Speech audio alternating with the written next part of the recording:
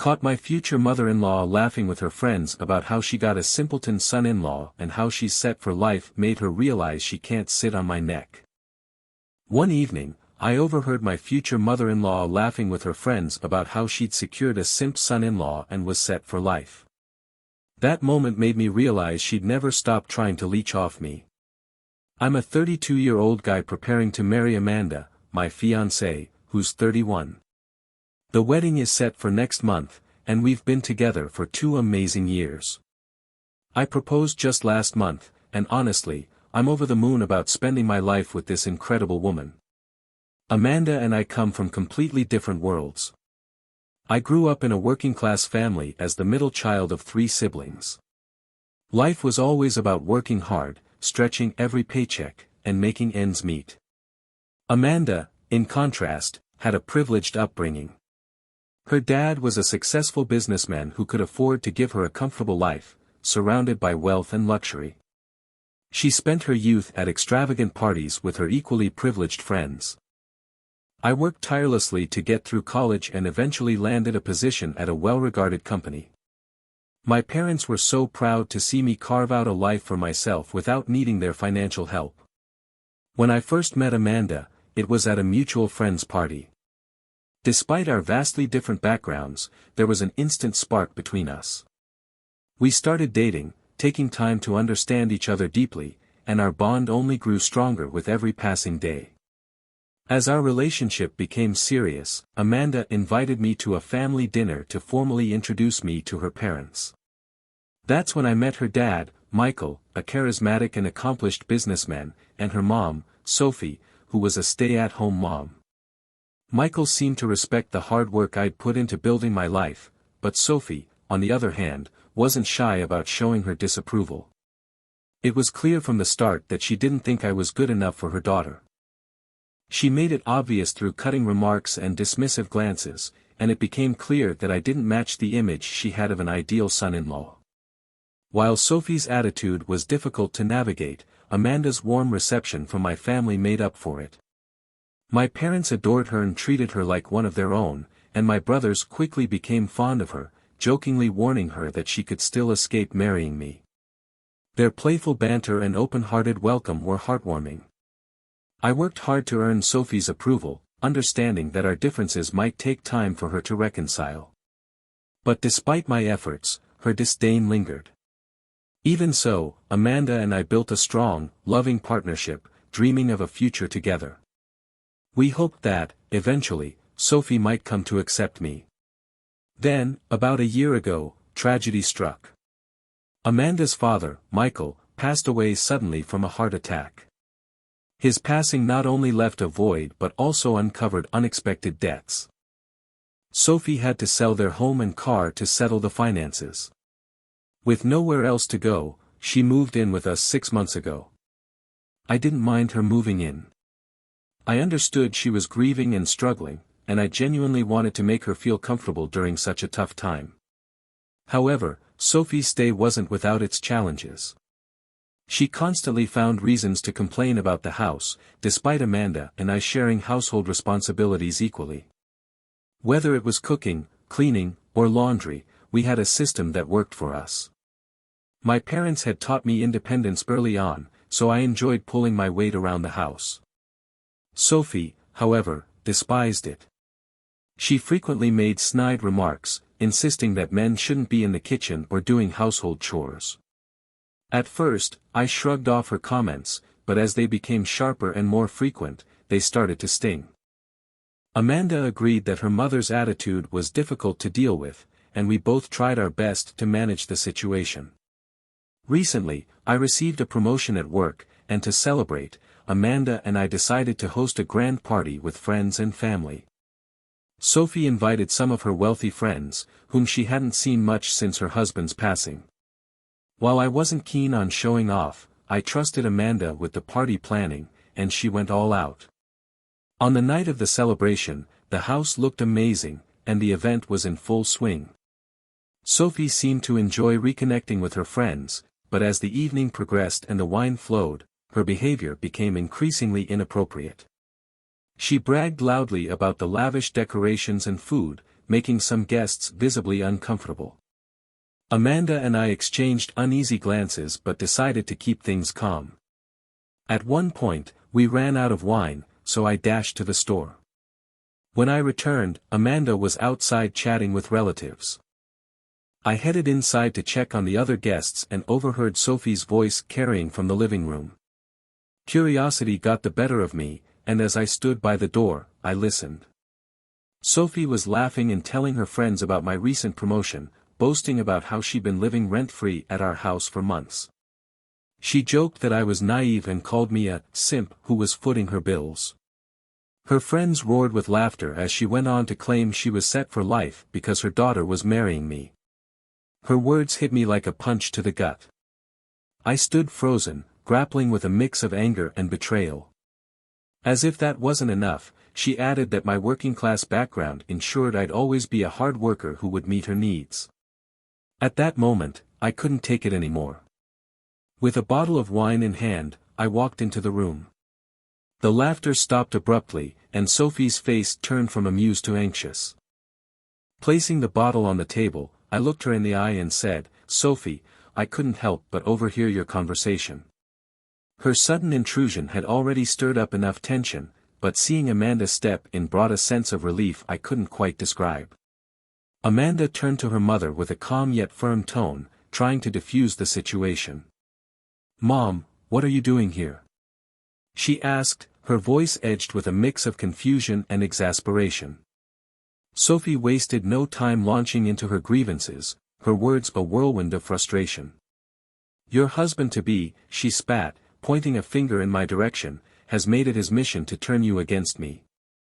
I've lost my husband, my home, and now I'm losing my only daughter because of his selfishness." Amanda raised her hand to interrupt, her patience visibly thinning. "Mom, stop. Please, just stop. This isn't about Ryan trying to control anything or tear us apart. You've been overstepping boundaries for months, and last week at the party, you crossed a line that no one should have to deal with." Sophie's face turned a shade of red that was almost startling, and for a moment, she was speechless. I watched as my fiancée, who had always been the peacemaker, stood her ground in a way I hadn't seen before. "Mom, I've told you already, we love you, but this kind of behavior isn't something we can tolerate anymore. You humiliated Ryan in front of everyone, and now you're blaming him for your mistakes. That's not fair to anyone." Sophie looked visibly wounded, as though the words had landed harder than she'd expected. But then, as if unable to back down, she shot back, "I'm your mother, Amanda. I deserve better than this, better than being treated like an outcast by my own daughter." Amanda let out a heavy sigh. "I've offered to help you find a place to stay, haven't I? But living here isn't an option anymore. You've shown us that you're unwilling to respect our relationship, and that's not something we're willing to compromise on." The weight of Amanda's words hung in the air, and for a brief moment, I thought Sophie might relent. But instead, she looked at me one last time, her expression a mix of anger and bitterness. "You'll regret this," she muttered, before storming out of the house without so much as another glance back. When the door slammed shut, the silence that followed felt almost deafening. Amanda turned to me, her face softening as she reached out to place a hand on my arm. "Are you okay?" she asked, her voice quieter now, filled with concern. I nodded, though the knot in my stomach told me otherwise. "I'm fine," I replied, managing a small, weary smile. "Just glad it's over, for now, at least." Amanda wrapped her arms around me, pulling me into a hug that felt both comforting and reassuring. "We'll get through this," she said softly, and for the first time in days, I felt a glimmer of hope. As we sat down to talk things through, I realized that while Sophie's behavior had tested our patience and our relationship, it had also brought Amanda and me closer together. The road ahead wouldn't be easy, but for the first time in a while, I felt like we were truly a team, ready to face whatever came our way. Having Amanda by my side was a relief, but the tension in the room was palpable.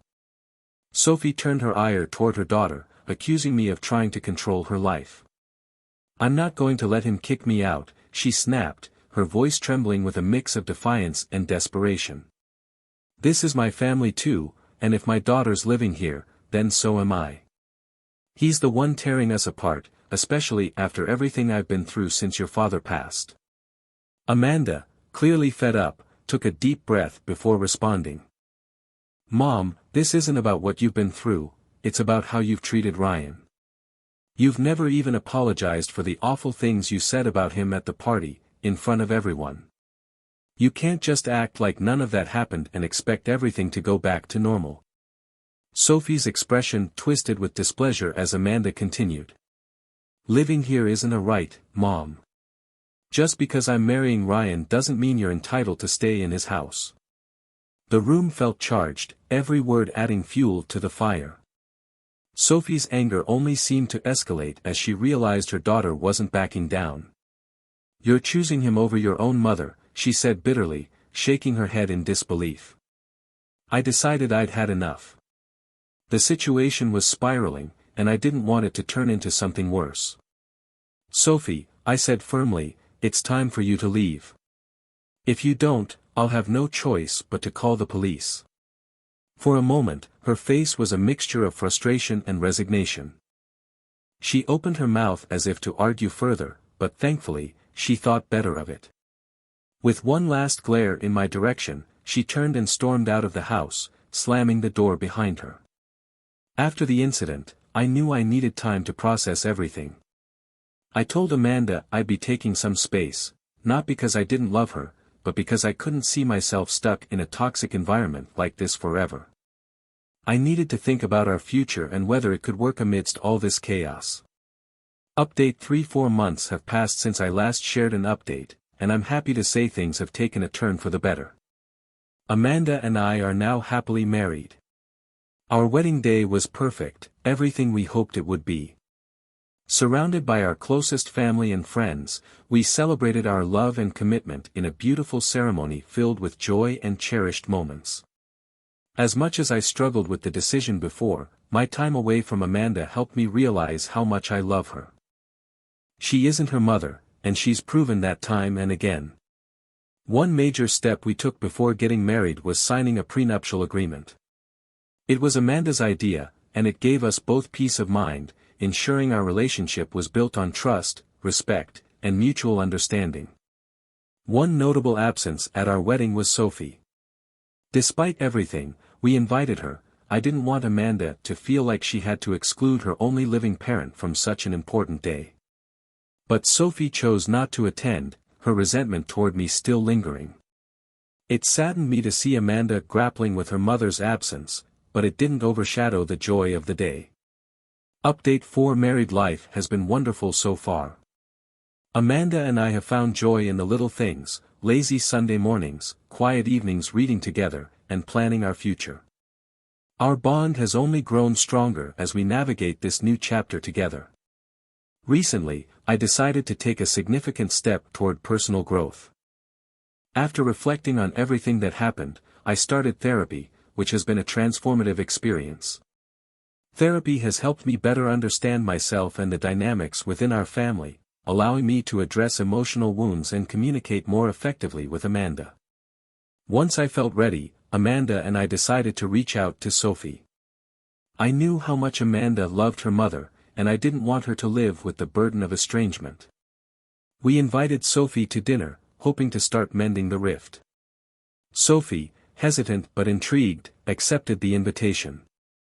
When she arrived, the tension was thick, but we began with small talk, catching up on each other's lives. Amanda broke the ice, expressing her desire for a healthier relationship between me and her mother. "Mom, I love you both," she said gently. "I just want us to get along." To my surprise, Sophie admitted that her actions had been fueled by grief and uncertainty after her husband's passing. "I let my emotions get the best of me," she said, her voice tinged with regret. "I didn't realize how much I'd hurt you." Her apology, though tentative, felt genuine. We spent the evening unpacking our hurt feelings, misunderstandings, and the steps we could take to move forward.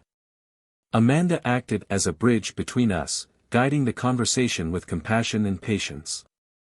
By the end of the night, there was a sense of relief and optimism in the air. While the wounds of the past hadn't fully healed, the foundation for reconciliation was there. Since that dinner, we've continued to see Sophie at family events. The awkwardness has faded, replaced by a cautious but growing sense of understanding. Though I know she'll never live with us again, I'm learning to be patient and hopeful. Healing takes time, but for the first time, it feels possible.